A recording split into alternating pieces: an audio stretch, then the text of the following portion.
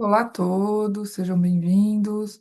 A gente aqui vai terminar hoje a parte mais histórica desses vídeos, que eu fiz aí um processo histórico desde 1900, para a gente entender por partes, assim, por etapa, o desenvolvimento do mundo micênico, né? Então, hoje a gente vai chegar no período final, em que a gente assiste uma série de destruições dos centros, mas não só dos centros, de vários sítios, ali na Península Balcânica, em Creta, alguns nas Cíclades também. Então a gente chama esse período de um período de destruições. Em termos cerâmicos, é a cerâmica chamada de Eládico Recente 3C. E eu me perguntei na minha tese, eu me pergunto, né, é o fim, é um epílogo deste mundo? Sim e não, né? O mundo como ele se constituiu, né? O mundo micênico, todas as estruturas, as características, elas vão ter um fim aqui, mas alguma coisa vai continuar. Isso seria uma outra série de vídeos sobre a Idade do Ferro, que eu também estou pensando em desenvolver, que é esse período pós-micênico, para a gente entender um pouco de algumas coisas que ficam. A língua é uma delas, né? O grego ele vai se desenvolver em dialetos, mas o grego é uma característica que se mantém. Mas é óbvio que até a gente chegar no período clássico, que é ali no século V, a gente está falando aí de, né, 500 anos, muita coisa vai alterar. Mas ah, a coisa acho que é mais importante da gente ter em mente é que a gente está falando aqui de 150 anos, um pouco mais, às vezes chega a 200 anos, né? Então não há aquele fim abrupto como a gente pensa, né? Como é comum a gente pensar em termos mais simplistas. A gente vai falar de um processo, em alguns casos começa já no 3B2, né? No Eládico Recente 3B, por volta de 250. Grande parte das destruições são datadas de 1200 e alguns anos posteriores, mas a gente ainda vê esse processo até 1050. Então, a gente está falando de um processo, né? Não é um evento único, então a gente tem que pensar em várias possibilidades aqui. Essa fala aqui vai ter um pouco mais de teoria, eu tenho um pouco menos de imagem, mas o importante aqui é a gente ter essa ideia do quadro geral do que está acontecendo. Então, eu trouxe esse mapa que eu elaborei, para a gente ver, por exemplo, que em alguns lugares, como Pilos, a gente só tem um horizonte de destruição datado de 1200. E várias vezes eu já falei aqui do caso excepcional de Pilos, principalmente nos vídeos sobre linear B, como só teve uma destruição e o sítio vai ser abandonado, não vai ser reocupado. A gente tem, em termos arqueológicos, uma preservação muito interessante, tanto que foi até possível achar uma sala de arquivos com várias tabuinhas em linear B. Micenas, por exemplo, Micenas, Tirinto, são casos mais complexos, né? Então a gente tem vários momentos de destruição. Em Micenas é bastante interessante, né? Já em 1250, no momento em que a gente considera o auge, né, da civilização micênica, a gente tem alguma destruição fora da cidadela e edifícios fora da cidadela que eu não apresentei ainda, né? Vou pensar aqui, eu acho que eu nem tinha colocado no cronograma original, mas eu vou pensar num vídeo só para a gente analisar Micenas, né? Não só a parte murada dentro das muralhas, mas todo o complexo de Micenas, né? Depois, em 1200, a gente tem dentro da cidadela e continua alguns níveis de destruição nos edifícios fora. E, por fim, o palácio em 1050. Então, aqui a gente tem pelo menos 100 anos, né, de coisas acontecendo, ninguém sabe direito a causa, mas isso vai acontecer. Tebas, eu não sei aqui se a minha imagem vai cortar muito, mas Tebas também só tem, até onde a gente consegue entender arqueologicamente, uma destruição, mas Tebas, eu acho que eu já comentei aqui, né? A Tebas antiga está embaixo da Tebas moderna, de uma cidade que ainda existe. Então, assim, a gente escavou só algumas partes, são visíveis, né? Mas o que se percebe é um horizonte de destruição único. Atenas, parece que é um local que não teve destruições, pelo menos de grande magnitude. Atenas também é um problema, né? O sítio micênico está na Acrópole de Atenas, então ninguém vai tirar o Parthenon para ver os níveis inferiores, mas assim, alguma escavação é feita, então a gente conhece muito pouco sobre Atenas, eu trouxe muito pouco sobre ela. E Tirinto também a gente vai ter aí três momentos de destruição, assim como Micenas, lembrando que são sítios muito próximos ali na Argólida. Então, eu vou trazer aqui o caso de Micenas, mas o que eu vou falar aqui para Micenas vale para quase todas as cidadelas. Eu estou pensando principalmente em Tirinto, em Atenas, em Tebas e em menor grau em Pilos, né? Pilos parece que eles foram pegos menos, mais ou menos de surpresa, assim, né? Isso eu comento um pouco mais para frente. A gente vê a partir de 1250, um pouco antes, né? Um pouco depois, mas por volta de 1250, um grande programa de reforço das muralhas. Eu comentei isso no vídeo passado, né? Mas também a gente vê a construção de estruturas para fornecimento interno de água. Então, há uma preocupação, de assegurar que as fontes de água sejam de alguma forma protegidas e que você tenha reservas dentro da cidadela. E a gente também tem, em Micena, sobretudo, um grande programa de realocar as áreas de armazenamento, se existiam externamente à cidadela, para dentro, e algumas oficinas também para dentro. É nesse momento em que as muralhas que já existiam, elas são aumentadas, elas são ampliadas, para incluir algumas áreas que estavam fora dessa primeira construção de muralhas. E é também este momento que a construção de uma nova entrada, que é a Porta dos Leões. Então, se situa aqui no momento do auge do período micênico, mas ao mesmo tempo, já num momento, provavelmente poucos anos depois, décadas depois, em que a gente vê as primeiras destruições fora da cidadela. E aí tem um grande debate, né? Eu trouxe dois especialistas aqui, né?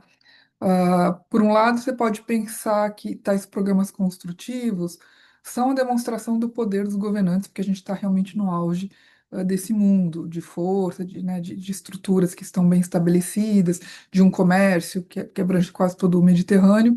Então, a gente pode entender esse aumento das muralhas, essa construção de armazéns ou de reservatórios de água como um simbolismo, né, uma demonstração desse poder. Por outro lado, a gente pode entender também que são algumas tentativas de se proteger, né? Então, vai ter um caráter ali de vamos proteger a produção, vamos proteger mais edifícios. Né, dá a entender também que há um caráter defensivo, talvez aí já vislumbrando algum tipo de problema. Qual é a resposta certa? Eu tento pensar nas duas. Eu acho que ao mesmo tempo em que há uma preocupação de defesa, ela é feita de uma maneira para ostentar, para mostrar o poder e a capacidade deles de construírem novos reservatórios de água ou de aumentarem as muralhas, e as muralhas vão ficar bastante grandes, né? Então, demonstrando aí uma capacidade de organizar recursos e homens para tais tipos de construção.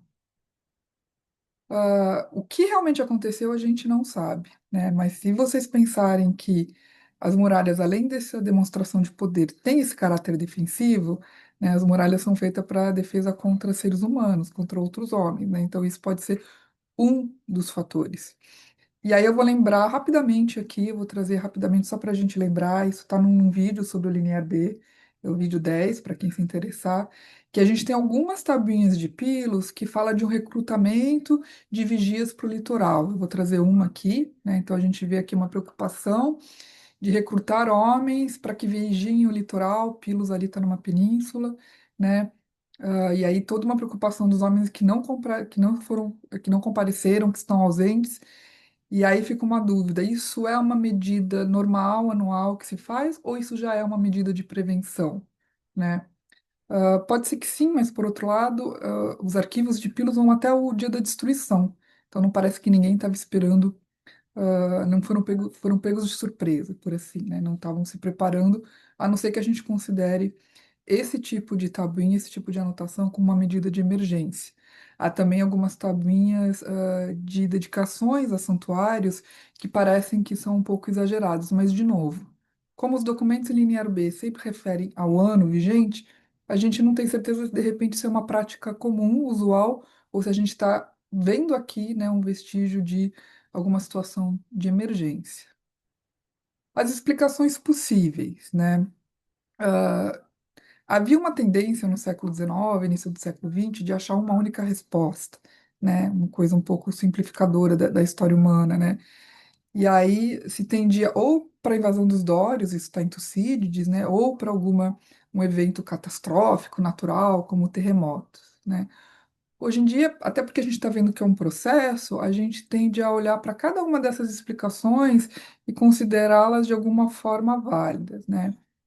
com algumas exceções, né, com alguns cuidados, né? Então, dentro da categoria de explicações históricas, invasões, como os Dórios, é a mesma questão que eu coloquei ali para 1900, né, a chegada dos gregos. A gente não pensa mais assim, né, que povos superiores e conquistadores chegaram e destruíram, porque a gente não tem tanta evidência. Para além das destruições, a gente não tem tanta evidência da chegada de novas populações, né? Então, a gente descarta um pouco esse movimento, né, muito semelhante com o que se pensa ali, né, para o final do Império Romano, a chegada dos germânicos como a única causa do fim do Império, né, então a gente descarta um pouco como a única causa ou a principal. O que se pensa hoje é que essas destruições abriram, né, propiciaram ali um vácuo populacional e um vácuo de poder que possibilitou aí que outros povos, chegassem até povos locais, populações locais, assumissem o poder.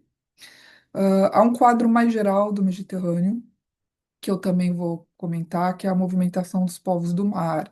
Isso a gente tem registro, por exemplo, no Egito, né, de povos que vieram do mar e invadiram o delta. Isso aparece também ali na região do Levante, povos que vieram do Mediterrâneo e invadiram ali a costa e causaram bastante problemas. Os egípcios chamam eles de povos do mar. E aí é um grande debate se esses povos do mar primeiro passaram ali da Península Balcânica ou se os micênios que deixaram esse território, porque a gente vai ver, né, que uma das consequências da destruição é um grande movimento populacional para fora da Península Balcânica, se não são os próprios micênios que são esses povos do mar ou, né, contribuíram para esse contingente de povos migrantes. Crises internas hoje em dia é mais interessante, né? Pensar num sistema micênico que é bastante frágil para sua existência, de uma dependência externa muito grande e subjugando uma população local, né, de uma forma bastante opressiva, e que se essas crises internas, as próprias fraquezas internas do sistema não seriam a principal causa, não a única.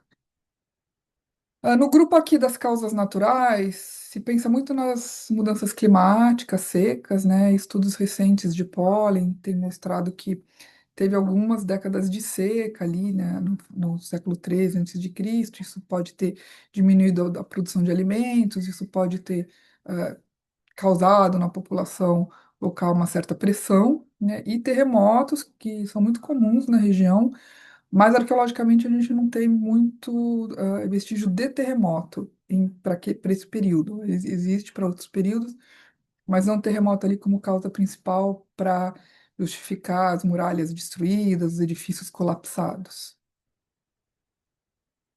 Então, hoje a gente pensa muito na teoria do colapso de sistemas, né? Então, entender um pouco as fraquezas internas das estruturas micênicas, que é muito dependente de um comércio externo para matérias-primas básicas para se manter, e por isso, né, se organizou economicamente para a produção de alguns itens específicos para esse comércio externo, e quando há um distúrbio em toda essa região do Mediterrâneo Oriental, o sistema micênico não se sustentaria sozinho, né? Então isso pode ser pensar numa causa interessante, né?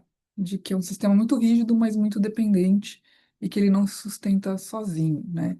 E aí eu trago aquilo que eu já mencionei, que é a gente tem que considerar um quadro maior, a gente tem que parar de olhar só para a Península Balcânica, né, para o mundo micênico, e olhar para um quadro histórico, arqueológico aí mais geral do Mediterrâneo Oriental, de vários distúrbios, né? Então, quedas de grandes unidades políticas com quem provavelmente os micênios tinham relações, o Império Hitita, centros importantes, né, no comércio internacional ali, como o Ugarit, que desaparecem também, né? Ou outros que não desapareceram, mas são fortemente abalados, como é o caso do Egito, né, que tem essa sequência de invasões do que eles chamam de povos do mar, e tem ali a realeza um pouco afetada, e a gente percebe que o mundo micênico depende muito desse comércio internacional e dessas grandes unidades políticas, né? Então a gente tem um quadro mais geral que pode ter desencadeado uma crise interna, e aí vários fatores ali, o efeito dominó, vão justificar um pouco, ou muito, na verdade, né, o fim do período micênico, né? Então, a gente sempre tem que pensar em termos das redes comerciais integradas e a fragilidade de alguns desses nódulos, dessas redes, que são mais frágeis que os outros, né? Então, os micênicos são mais dependentes do que os egípcios, por exemplo, né? Então, é, daí pensar a principal causa do fim desse processo. E aí pensar, né, tudo que as consequências, né? Então a gente tem o abandono de vários centros, uma migração muito grande nesse período, a gente vê um deslocamento bastante considerável de populações, a gente vê um decréscimo populacional acentuado, e com o fim da estrutura administrativa central, a gente vai ter algumas perdas, né, bastante importantes. A escrita, que era uma escrita de o linear B, né, que era uma escrita de controle administrativo, se não há mais os centros administrativos, ela perde um pouco o sentido de ser, ela perde um pouco do seu uso, porque ela não era muito difundida para além do uso administrativo. Uma arte que a gente chamaria de sofisticada, porque dependia das oficinas desses centros administrativos, né? Então, aqui a gente tem, né, que é a única imagem que eu tenho para essa, além do mapa, para essa fala aqui.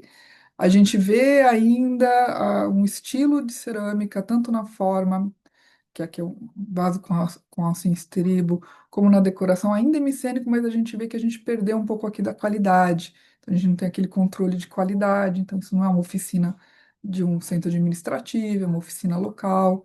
Então, a gente vê aqui uma perda, da qualidade, né? A arquitetura monumental, tanto dos edifícios quanto de sepulturas, a gente não tem ainda mais, né, esse centro, esse poder, com essa capacidade de organizar recursos e mão de obra em grande escala. Então, tanto as obras de engenharia, como pontes, por exemplo, quanto a arquitetura de grande escala, isso vai sumir, de uma maneira, bastante acentuada. Tá?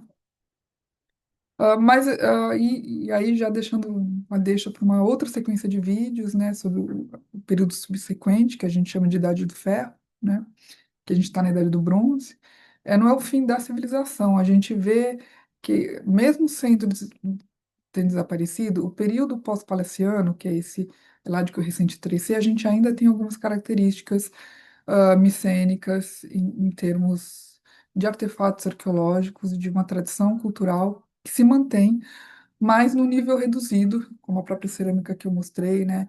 Tanto em termos de qualidade quanto de quantidade do que é produzido. Então, tudo se volta para uma escala regional, na verdade, para uma escala local, né? Então, se você tinha um censo que controlavam vários sítios e grandes regiões, grandes territórios, agora fica tudo para uma escala local. E essa escala local que se contrapõe a essa unidade cultural micênica, que eu ainda não apresentei, né? Eu só falei de um momento de estabelecimento de uma certa padronização da característica cultural, que é o tema dos próximos vídeos, da gente olhar cada uma dessas características e ver que elas têm uma uniformidade cultural, que eu chamei de koiné, né?